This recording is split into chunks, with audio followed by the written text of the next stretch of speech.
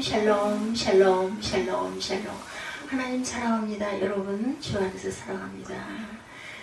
한 사람이 역사를 바꾸는 그런 경우들이 참 많죠. 오늘 열왕기상 17장 1절에서 7절 우리 함께 합독했어요.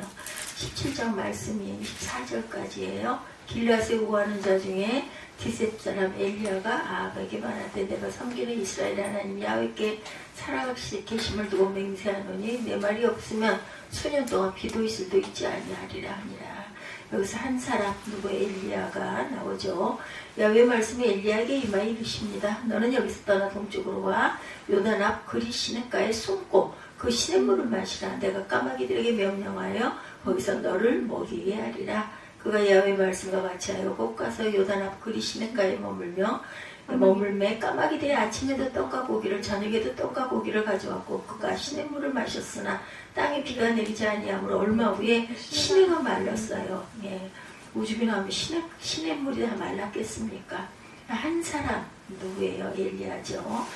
예를 보면 어느 예화예요. 어느 교회 30년 가까이 교회를 섬긴 목사님을 원로 목사로 모시는 공동의회를 가졌는데 한 표 차이로 겨우 통과를 했다고 합니다. 역사를 살펴보면 한 표 차이로 역사가 바뀌는 일도 있겠죠. 1645년 영국의 크로멜 장군은 한 표 차로 그때 91대 90이었다고 그러네요. 총사령관이 되어서 영국 통치권을 넘겨받기도 했다고 그래요. 1649년 영국왕 찰스 1세는 한 표 때문에 처형을 당하기도 했다고 합니다. 68대 67로 기가 막힌 일이죠. 1776년 미국은 한 표 차로 독일이 대신 영어를 국어로 택하기도 했다고 그래요. 독일어 대신 미국에서 한 표 차이로 영어를 국어로 선택을 했고 1845년 우리 해방된 해네요. 한 표 차이로 텍사스주가 합중국 영토가 되기도 했다고 합니다. 이게 한 표, 기가 막힌 한 표네요. 1868년 안드루 조슨 대통령은 한 표 차로 탄핵 소추를 면하기도 했다고 합니다. 1875년 프랑스는 프랑스 혁명 후에 왕국 체제를 유지할 것인지 공화국 체제로 전환될 것인지를 두고 국회의원 투표를 실시했는데 결과가 361대 360표 한 표 차이로 루이 16세를 처형하고 공화국으로 바뀌기로 했다고 합니다. 1876년 한 표 차이로 리더 퍼드 헤이스는 미국 대통령으로 당선이 되기도 했다고 그러네요. 185대 184였다고 그래요. 1923년 아돌프 히틀러는 한 표 차로 나치당을 장악을 합니다. 그 때문에 2차 세계대전이 일어나고 말았어요. 한국에서도 이런 일들이 있죠. 한 표 차이로 당선된 경우가 몇 번 있는데 그 중에 2002년 충북 충주 시의원 선거에서 곽호종 후보가 한 표 차이로 낙선했다가 4년 뒤 선거에서 한 표 차이로 당선된 이상한 기이한 역사가 있었다고 실제 있었던 일입니다. 오늘 말씀드린 핵심이죠. 한 사람이 중요한 역할을 하고 있어요. 성경에 하나님은 한 사람을 매우 중요하고 중요하게 여겼음을 우리가 알 수가 있는데 하나님은 한 사람 아브라함의 믿음을 통해서 이 땅에 하나님 뜻을 이루어나갈 하나님의 백성이 시작이 되기도 하죠. 요셉 한 사람 때문에 흉년으로 망할 수밖에 없었던 애굽이 살아났고 요셉 한 사람 때문에 야곱의 일가족이 살기도 합니다. 한 사람의 믿음의 사람 모세 때문에 히브리 민족이 아무것도 없는 메마른 사막에서 40년을 살아남았고 결국 가나안 땅을 밟게 되죠. 역사가 새로 쓰여집니다. 여호수아 7장에는 한 사람 아간의 범죄 때문에 이스라엘 백성들이 아이성 전투에서 패배하고 마는 그런 역사가 있습니다. 예레미야 5장 1절에도 너희는 예루살렘 거리로 빨게 다니며 넓은 거리에 찾아보고 알라 너희가 만일 정의를 행하며 진리를 구하는 자를 한 사람이라도 찾으면 내가 이 성읍을 용서하리라 이렇게 얘기합니다. 하나님이 예루살렘을 심판하려고 하시는데 한 사람의 의인을 찾으면 용서해 주겠다고 하시죠. 내가 한 사람의 의인이 없어서 결국 예루살렘은 바벨론에 의해서 망하고 맙니다. 예수님은 어떠하셨나? 한 생명이 천하보다 귀하다고 말씀하시죠. 마태복음 16장 26절에. 그리고 실제로 한 생명을 구하시기 위해서 어떤 비싼 대가 치르기를 아까워하지 않으셨어요. 마가복음 5장에 보면 예수님은 유대인도 아닌 이방인 한 귀신 들린 사람, 미친 사람을 구원하기 위해서 2,000마리나 되는 돼지떼 아시죠? 희생을 시키죠. 당시 돼지 한 마리가 굉장한 가치를 가지고 있었다고 그래요. 예, 요즘에는 돼지 한 마리가 30만 원이라면 2,000마리는 따져보면 곱하기를 해보면 6억이나 된다고 합니다. 로마 시대의 노예의 가치는 돼지 한 마리보다 낮을 때도 있었는데 예, 돼지 2,000마리를 희생하고 한 사람 미친 사람을 살려내는 일 누가? 예수께서 하신 거예요. 이렇게 성경에 보면 하나님은 한 사람을 중요하게 여기는 것이 분명하다. 뭐라고 그래요? 한 영혼이 천하보다 귀중하다 말씀하시죠. 한 사람을 귀중히 여기시고 쓰시는 하나님께서 오늘 저와 여러분에게 중요하게 여기시는 그러한 귀한 말씀이 임합니다. 그리고 그 한 사람을 사용하시기 위해서 역사를 또한 써가고 만들어가고 역사가 바뀌기도 하죠. 제가 아까 예로 여러 가지 말씀을 드렸어요. 오늘 읽은 성경은 하나님이 한 시대에 귀하게 사용하신 한 사람 엘리야가 어떤 사람인가를 소개하고 있죠. 한 사람이 등장합니다. 엘리야를 1절에 길르앗에 우거하는 자 중에 디셉 사람 엘리야가 아합에게 말하되 이렇게 시작이 되죠. 성경에 유명한 인물이 등장할 때마다 출신, 지파, 자라는 가정 환경, 성장 배경을 짧게나마 소개합니다. 모세가 그렇고 사무엘도 그렇고 다윗도 그러하죠. 누구의 아들 이렇게 나오죠. 성경의 중요한 인물 엘리야를 소개하면서 그의 출생이나 자라는 배경을 한마디도 언급하지 않아요. 단지 길르앗에 우거하는 자 중에 디셉 사람 엘리야 그 한마디뿐입니다. 왜 그랬을까? 그것은 그의 출생이나 성장에 대해서 소개할 것이 없다라는 뜻이에요. 길르앗은 요단강 동편의 지명을 말하죠. 이스라엘 역사의 중요한 지명도 아닙니다. 중요한 인물들이 배출되지도 않았어요. 더구나 디셉이란 마을은 성경에 한 번도 등장하지 않은 마을이다. 디셉은 길르앗 지방에서도 한참 시골 마을입니다. 한마디로 디셉은 이스라엘 사람들로 잘 모르는 산골 마을이었다는 거죠. 그렇다면 엘리야는 유명한 가문에서 나온 인재도 아니고 훌륭한 선생님이 돼서 배운 사람도 아니고 그냥 디셉이라는 시골 출신 어느 골짜기에 있었던 그러한 출신이다. 하나님에게는 출신이 중요하지가 않아요. 예. 사람들은 그 출신 지역을 보고 출신 학교를 따지고 집안 배경을 따지면서 사람을 쓰지만 하나님 그런 것 따지지 않습니다. 하나님이 쓰신 인물을 살펴보면 우리가 중요하고 생각하지 아니한 사람을 하나님은 일꾼으로 중요하게 사용하시기도 하는데 그런 인물 중에 하나가 바로 오늘 주인공이 되는 엘리야 선지자였다라는 것. 하나님이 쓰시는 인물은 꼭 똑똑해야만 쓰시고 잘생겨야 쓰시고 말도 잘해야 하고 인류 대학을 나와야 하는 거 전혀 아니죠. 누구든지 하나님 마음에 합하기만 하면 크게 쓰임을 받을 수가 있다. 똑똑하고 잘난 사람을 쓰시는 것이 아니라 하나님의 마음에 합한 사람. 저 녀석 내 마음에 들어. 이러면 그냥 쓰시죠. 예, 이 시대의 엘리야와 같은 인물이 우리의 자녀들이 될 수도 있다는 것을 우리가 알아야 되겠다. 그럼 하나님은 어떤 사람을 쓰셨나? 예, 세 번째 하나님은 어두운 시대를 보고 기도하는 사람을 쓰십니다. 엘리야는 어떤 사람이었어요? 기도의 사람이었어요. 신약성경 야고보서 오늘 본문 사건을 어떻게 설명해 주는지 우리 한번 찾아봅니다. 엘리야 선지자를 기도의 사람으로 소개하죠. 야고보서 5장 17, 8절에 보면 엘리야는 우리와 성정이 같은 사람이로되 그가 비가 오지 않기를 간절히 기도한 지 3년 6개월 동안 땅에 비가 오지 아니하고 다시 기도하니 하늘이 비를 주고 땅이 열매를 맺었느니라. 이렇게 증거하고 있습니다. 엘리야 선지자는 기도의 사람이었는데 왜 기도할 수밖에 없었어요? 그의 시대에 보면 북이스라엘의 선지자였고 이스라엘은 다윗 왕과 솔로몬 시대에만 통일왕국이었고 가장 그 국력을 뺏어나가던 시대이기도 했습니다. 다윗과 솔로몬이 믿음의 왕들이었기 때문이죠. 그런 솔로몬 이후에는 남북으로 분단되죠. 역사 여러분들 아시죠? 남쪽은 유다 왕국으로 불리웠고 북쪽은 이스라엘 왕국이라 이렇게 불리죠. 르호보암과 여로보암으로 나뉩니다. 남쪽에는 그나마 간간히 선한 왕들이 나와서 믿음을 유지했는데 북쪽 이스라엘은 그렇지가 못했어요. 계속해서 악한 왕들이 나라를 망쳐놓고 짧게 있다가 심지어는 하루 만에 일주일 만에 그만둔 왕들도 있습니다. 예, 그렇게 계속 반정이 일어났었죠. 엘리야 선지자 시대의 북이스라엘 왕은 유명한 아합 왕이죠.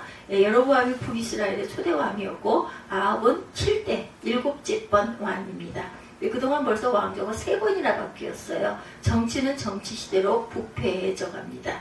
누구나 힘만 있으면 왕이 되려고 하죠. 정치가 이렇게 부패하니 사회는 얼마나 어수선했겠어요. 도덕적으로 윤리적으로 부패를 거듭하고 있었고 사람들은 하나님을 잊어버리고 우상을 섬기고 있었죠. 더구나 아합 왕은 아내가 그 유명한 이세벨이었어요. 이세벨은 바알신 섬기기로 유명한 시돈 왕의 딸입니다. 그 이세벨이 아합 왕의 아내가 되면서 이스라엘은 바알을 더욱 노골적으로 섬기게 되죠. 그것이 잘못된 것이라고 따끔하게 왕에 조언하는 신하도 없었고 선지자도 없었어요. 그러니 일반 백성들은 하나님을 어떻게 생각하고 섬겼는가? 예, 많은 신들 중에 그저 하나님이다 이렇게 생각을 했다는 거죠. 그러니까 많은 풍요의 신, 아들을 잘 낳는 그런 신, 이런 걸로 태양의 신 이런 걸 섬기면서 하나님은 하나님대로 섬겼다라는 거예요. 절에 가면 부처에게 복을 빌고 제사 지낼 때는 조상에게 복을 빌고 교회에 오면 하나님께 복을 빌고 똑같은 신앙생활 이렇게 했다라는 거죠. 그 시대 사람들의 믿음. 그 시대 사람들은 아마도 이렇게 말했을 거예요. 좋은 게 좋은 거지. 많이 섬기면 좋지. 돈 달라고 풍요의 신에게 빌고 비 달라고 비의 신에게 빌고 밝은 태양을 따뜻하게 비춰달라고 태양신에게 빌고 이랬다라는 거죠. 바알도 섬기다 보면 바알 신 주는 복도 받고 하나님도 섬겨서 하나님 주시는 복도 받고 그런 신앙이 일반적인 그런 시대였다. 이런 신앙이 암흑시대에 혜성같이 등장한 선지자가 바로 엘리야 선지자다. 엘리야 선지자는 아합 왕에게 대담하게 나아가 바알 신을 섬기는 것이 잘못되었다. 이것을 회개하지 않으면 나라에 미래가 없다. 이렇게 경고를 합니다. 이름 없는 한 시골 무명 선지자가 왕 앞에 나가서 왕의 정책이 잘못되었다 이렇게 얘기를 했으니 어땠겠어요? 예, 이렇게 직언을 할 수 있는 것은 죽음을 각오해야만 할 수 있는 거예요. 죽어도 상관없어. 이게 담대하게 말을 할 수 있는 것은. 근데 엘리야의 이 용기는 어떻게 생겼어요? 바로 어두운 시대를 보면서 기도로 준비했기 때문에 가능했다. 그러므로 하나님은 어두운 아합 왕 시대를 사용하신 게 어두운 시대를 보고 엎드려 하나님께 기도한 엘리야를 보시고 사용한 것이다. 시대가 잘못 돌아갈 때 뒤에서 비판할 수는 있어요. 누구나. 그죠? 목소리들이 많죠. 누구누구 때문에 아유 이 세상 어떡하면 좋아 이런 얘기 많이 합니다. 불평 비판할 수 있는데 잘못된 시대를 한탄하고 잘못된 사람들을 향해 분노도 합니다. 그러나 하나님 이 시대가 잘못되어 가고 있습니다. 하나님이 고쳐주옵소서. 하나님 이 시대를 고쳐나가는 일이 제가 쓰임받기를 원합니다. 나를 사용하여 주옵소서 하고 기도하는 사람은 찾아보기가 힘듭니다. 하나님의 엘리야가 저 어두운 세상을 보고 한탄하는 사람을 찾는 게 아니라 기도하는 사람을 찾으신다. 내 사회, 내 가정의 어두운 현실을 보고 하나님께 나와서 기도하는 한 사람을 찾고 계시다라는 것. 그 기도하는 한 사람을 통해서 시대를 바꾸어 나가시려고 하시죠. 시대를 따라가지 않고 오직 하나님만 따라가는 한 사람. 엘리야가 목숨을 걸고 아합 왕 앞에 나가 하나님 말씀을 선포할 때 먼저 뭐라고 말해요? 내가 섬기는 이스라엘 하나님 야훼께서 살아계심을 두고 맹세하노니 라고 말합니다. 엘리야는 하나님을 내가 섬기는 이스라엘의 하나님이고 살아계신 하나님이다 이렇게 고백해요. 그것은 그가 철저히 하나님만을 신뢰한다는 뜻이죠. 그처럼 하나님이 살아계신다는 확고한 신앙을 가지고 하나님만 쫓아가는 신앙을 하나님은 쓰시고 보신다라는 것. 근데 이름도 없는 무명 선지자가 아합 왕 앞에 나타나서 뭐라고 큰 소리를 쳐요? 내 말이 없으면 수년 동안 비도 이슬도 있지 아니하리라. 1절 이하에 이렇게 말하죠. 엘리야의 자기 기도가 없으면 절대로 비가 오지 않을 것이다 하고 큰 소리를 칩니다. 이렇게 큰 소리를 치는 배경은 뭐예요? 앞으로 수년간 일기예보를 나는 미리 다 알 수 있다라는 뜻이기도 하죠. 엘리야의 큰 소리의 배경은 하나님의 말씀에 있었어요. 일찍이 모세를 통해서 이스라엘 백성에게 약속하셨죠. 신명기 28장 3절과 6절입니다. 너희들이 가나안 땅에서 하나님 말씀대로 순종하면 성읍에도 복을 받고 들에서도 복을 받고 내가 들에서 복을 받고 나가도 보고 들어가도 나가도 복을 받을 것이다. 근데 그렇게 순종하면 하늘의 비도 적당한 때에 내릴 것이라고도 약속을 하셨어요. 신명기 18장 12절에 야훼께서 너를 위하여 하늘의 아름다운 보고를 여시사 내 땅에 때를 따라 비를 내리시고 내 손으로 하는 모든 일에 복을 주시리니 이렇게 말씀하죠. 그러나 하나님 말씀에 순종하지 않고 우상을 섬기며 복 대신에 저주가 내릴 것이라고도 말씀을 하죠. 예, 이 어떤 저주? 예, 여러 저주가 있지만 그 중에 하나가 하늘이 닫히는 저주다. 신명기 18장 23~24절이에요. 내 머리 위에 하늘은 노지되고 내 아래의 땅은 철이 될 것이며 야훼께서 비 대신에 티끌과 모래를 내 땅에 내리시니 그것이 하늘에서 내 위에 내려 마침내 너를 멸하리라. 아주 무서운 말씀이야. 너 죽을 거야. 이런 말씀이죠. 당시에 이스라엘 백성들은 이 하나님의 말씀을 잊고 있었지만 엘리야는 이 말씀을 믿고 기도하기를 하나님 이 말씀대로 하늘을 닫으시고 비를 내리지 말아 주옵소서라고 기도한 거죠. 그리고는 하나님 엘리야의 기도를 들으시고 그 땅에 비를 내리지 않을 것을 확신하고 아합왕에게 나아가 담대하게 선포합니다. 내 기도가 없으면 이 땅에 다시는 비도 이슬도 내리지 않을 것이다. 근거가 없는 말이 아니라 근거가 있는 말을 하고 있습니다. 엘리야는 자기 기분대로 기도한 것이 아니라 하나님 말씀에 근거해서 기도를 한 거죠. 이스라엘의 불순종을 하면 하늘이 닫히고 가뭄이 올 것이고 이미 하나님의 말씀으로 예고한 일이었기 때문이다. 이렇게 엘리야는 사람들이 시를 쫓아 바알을 섬기고 아합왕에게 잘 보이려고 할 때 시대를 쫓지 않고 하나님만 쫓은 사람 엘리야. 그리고 하나님 말씀에 따라 하나님의 저주가 있을 것임을 또한 담대히 선포합니다. 많은 사람이 그저 시대 흘러가는 대로 살려고 해요. 왜냐하면 아니 불이익 당할 필요가 뭐가 있어. 아이고 골치 아프게 그런데 왜 휩쓸려. 이런 생각을 한 거죠. 시대가 부동산 투기하면 나도 하고 시도가 외모 지상주의로 흘러가면 나도 얼굴도 가꾸고 외모 꾸미는데 돈을 아끼지 않은 그리고 시대가 음란문화로 흘러가면 적당히 바람도 피우고 시대가 흥청망청 소비문화로 흘러가면 나도 쓸 수 있으면 돈도 쓰고 시대가 부어라 마시라 풍조면 나도 부어라 마시라를 하겠다. 그러니 이렇게 시대 조류에 따라가는 사람을 하나님이 사용하실 리가 없죠. 시대가 어떠할지도 나는 하나님 말씀대로 살겠다는 엘리야의 믿음으로 사는 사람들을 하나님은 찾으신다라는 것을 잊지 마시기 바랍니다. 미래를 기도와 말씀으로 조용히 준비하는 사람. 오늘 본문에 아합왕 앞에 나갔으면 끝장을 내야지 하나님은 왜 그리 시냇가로 와서 숨으라고 하셨을까요? 2절 3절이죠. 야훼 말씀이 엘리야에게 임하여 이르시되 너는 여기서 떠나 동쪽으로 가서 요단 앞 그리 시냇가에 숨고 숨으라는 것은 아합왕을 무서워서 피하라는 것이 아니에요. 엘리야에게 그 다음 사역을 준비시키기 위해서 그리 시냇가로 보내신 거죠. 그 다음에 사역은 열왕기상 18장 바알 선지자들과 영적 능력 대결을 준비시킨 것입니다. 하나님 그 중요한 사명을 앞두고 그리 시냇가에서 기도로 준비하는 일을 시킨 거죠. 어떻게 준비를 해요? 엘리야는 그리 시냇가에서 기도와 말씀으로 무장하면서 영적 대전을 준비한 겁니다. 미래를 준비하는 일은 무엇으로 해요? 무엇보다 기도와 말씀이다. 자녀들이 미래를 어떻게 준비해요? 공부하고 학원 가고 스펙 쌓는데 얼마 좀 돈을 들이고 시간을 보내고 이렇게 하면서 잘한다라고 생각을 하죠. 사업하는 사람은 돈을 벌려고 얼마나 공부하고 연구를 하는지는 알 수가 없는데 그러나 그런 것은 필요하지만 그것보다 훨씬 중요한 미래가 준비되어야 되겠죠. 말씀과 기도로 내 내면을 영적으로 건강하게 가꾸는 일. 그래야 망하지 않고 잘 승승장구하고 서서 가겠죠. 시대를 보아니 점점 타락해가요. 어두워져 가고 있습니다. 홍수전의 노아 시대의 사람들 같이 하늘을 바라보며 살지 않고 시집가고 장가가고 인간적으로 잘 되는 일에만 전념하고 살아가고 있어요. 하나님은 이런 어두운 시대에도 엘리야같이 준비된 한 사람을 찾고 계신다라는 것. 사람들이 자랑하는 스펙으로 준비된 사람을 찾으시는 것이 아니라 기도와 말씀으로 내면을 잘 준비한 사람, 그런 사람을 오늘도 찾고 계세요.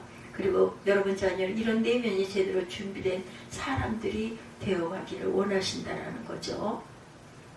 한 사람이 가정을 살리고 교회를 살리고 나라를 살릴 수가 있습니다. 하나님은 준비된 한 사람을 지금도 찾고 계시고 그 준비된 한 사람을 통하여 역사를 이루어 나가시려고 합니다.